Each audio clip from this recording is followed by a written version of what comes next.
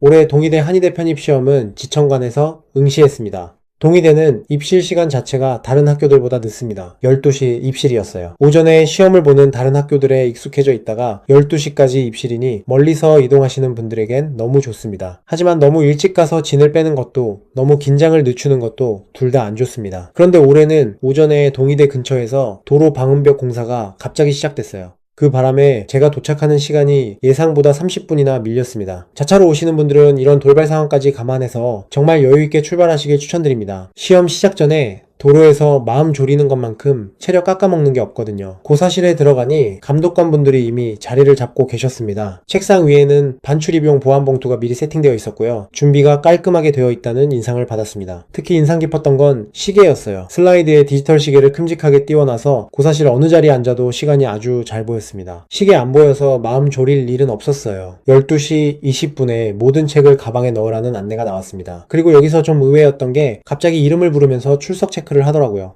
보통 수험표로 조용히 확인하고 넘어가는 경우가 많은데 한 명 한 명 호명하는 방식이었습니다. 감독 강도는 세 분이 들어오셔서 꽤 빡셌습니다. 디테일하게 챙기시는 부분이 몇 가지 있었어요. 우선 수정 테이프가 금지였습니다. 마킹 실수에 대한 대비를 미리 머릿속에 해두셔야 합니다. 그리고 음료 규정이 좀 까다로웠어요. 라벨이 붙어있는 음료는 반입이 안 됐습니다. 라벨을 떼면 괜찮았고요. 색이 들어간 음료도 안 됐습니다. 맹물은 괜찮았어요. 시험 전에 커피는 다 마시는 편이 좋겠습니다. 올해 동의대 생물에서 비중이 높았던 단원을 먼저 말씀드리면 세포생물학과 물질대사 파트, 그 다음으로 유전 분자생물학, 그리고 면역학이 나왔습니다. 이제 제가 직접 풀면서 느낀 출제 패턴을 7가지로 나눠서 말씀드릴게요. 첫째, 개념을 나란히 놓고 판별하게 하는 문제가 가장 많았습니다. 올해 동의대에서 제일 많이 등장한 유형이 두 개념 이상을 늘어놓고 어느 쪽이 맞는지 골라내는 방식이었습니다. 막을 통한 물질 이동 방식들을 표로 묶어 비교하게 하는 문제, 결합 조직에 속하는 것과 아닌 것을 갈라내는 문제, 소화를 촉진하는 물질만 골라내는 문제가 출제되었습니다. 변별은 보기 하나하나를 얼마나 정확히 아느냐로 갈렸어요. 거의 다 맞는 것 같은데 딱 한 보기에서 단어 하나를 슬쩍 비틀어 놓는 식이었습니다. 반복되던 함정은 비슷한 범주에 속할 것 같지만 사실은 빠지는 것을 끼워 넣는 거였어요. 얼핏 그 무리에 들어갈 것 같은 보기를 골라버리면 바로 틀리게 만들어둔 문제가 꽤 있었습니다. 둘째, 과정의 흐름을 정확히 아는지 묻는 문제가 많았습니다. 단순히 개념을 아는 데서 끝나지 않고 어떤 과정이 어떤 순서로 일어나는지를 정확히 짚어야 풀리는 문제가 다수였습니다. 에너지 대사 회로에서 어느 단계에 무엇이 만들어지는지, 광합성에서 전자가 어디서 출발해 어디로 가는지, 발효 과정에서 보조인자가 어떻게 순환하는지, 신경 전달 물질이 방출되기까지의 단계, 순서 문제까지 나왔습니다. 여기서 변별은 전체 흐름을 한 덩어리로 외웠는가였어요. 비슷하게 생긴 산물의 이름을 슬쩍 바꿔 끼우거나 어떤 반응이 일어나는 위치를 한 칸 옆으로 옮겨 놓는 식이었어요. 과정을 토막토막 외운 분들은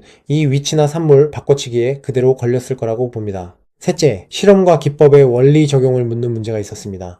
생물답게 실험 문제도 나왔습니다. 특정 물질이나 현상을 실제 상황에 적용하는 방식이었어요. 어떤 검사 원리가 수사에 응용되는지를 연결하는 문제가 대표적이었습니다. 다만 복잡하게 꼬여 나오진 않았어요. 기본 원리만 잡혀 있으면 충분히 풀 수 있는 수준이었습니다. 넷째, 구조와 기능을 연결하는 문제가 꾸준히 나왔습니다. 구조를 알고 그 구조가 어떤 기능을 하는지까지 묶어서 묻는 유형입니다. 세포 골격을 이루는 구조물의 구성과 역할, 유전 물질의 입체 구조, 면역 단백질 각각의 역할 구분, 물이라는 분자가 가진 성질이 어떤 기능으로 이어지는지가 전부 이쪽이었습니다. 변별 포인트는 짝을 정확히 외웠는가 였습니다. 구조의 구성 재료를 다른 비슷한 재료로 바꿔놓거나 가닥의 배열 방향을 반대로 적어놓거나 면역 단백질의 기능을 서로 맞바꿔 놓는 식이었습니다. 정확히 어느 것이 어떤 일을 하는지를 헷갈리는 순간 바로 오답으로 빠지게 설계되어 있었습니다. 다섯째, 여러 개념을 한 문제에 통합한 유형이 나왔습니다. 한 단원 안에서 끝나지 않고 두세 개념을 엮어서 묻는 문제도 있었습니다. 유기 분자의 종류와 결합 분해 반응의 에너지 관계를 함께 묶거나 효소 활성에 영향을 주는 요인들을 무관한 요인까지 섞어 늘어놓는 문제가 출제되었습니다. 여기서 가장 많이 본 함정은 방향을 거꾸로 뒤집어 놓는 것이었어요. 흡수와 방출처럼 짝이 되는 개념의 부호를 슬쩍 바꿔놓거나 물이 이동하는 건데 양분이 이동한다고 살짝 비틀어 놓는 식이었습니다. 여섯째, 정량적으로 계산해야 하는 문제가 포함됐습니다. 계산형도 빠지지 않았습니다.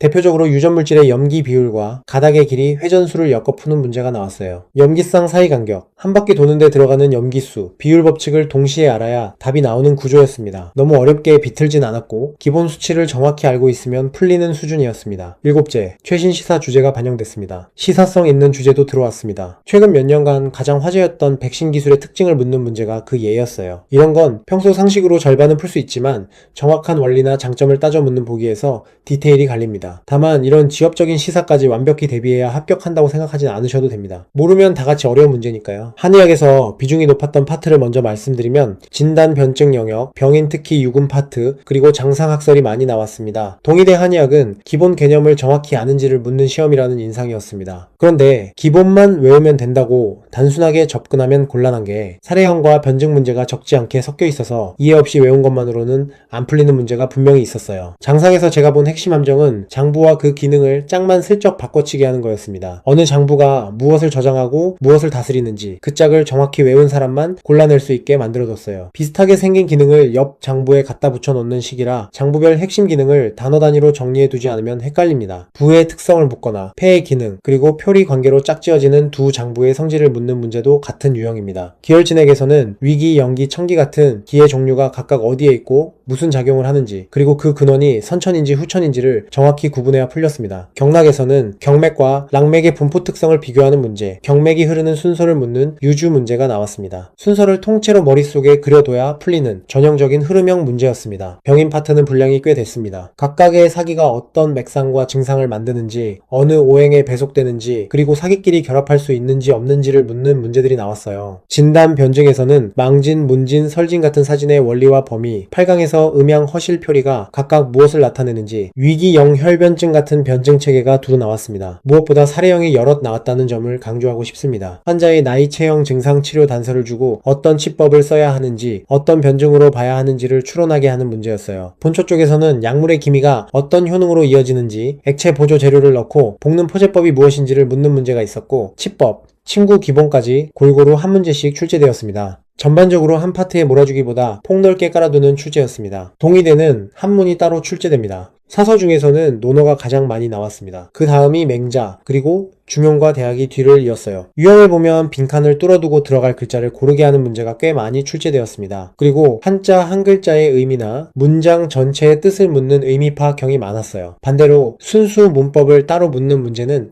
거의 없었습니다. 정리하면 동의대는 누구나 접근할 수 있는 기본 개념을 가지고 그 안에서 단어 하나 짝 하나, 순서 하나를 정확히 아는지를 따져 묻는 시험입니다. 어렵게 꼬아서 변별하기보다 기본을 얼마나 디테일하고 정확하게 잡았는지로 점수가 갈립니다. 다만 생물, 한의학, 한문 3과목에 사례형과 한문까지 범위가 넓으니 핵심 파트는 단어 단위로 깊게 파고 중요도가 떨어지는 파트는 큰 틀만 잡은 다음 시간이 남을 때 디테일을 채우는 전략이 맞다고 봅니다.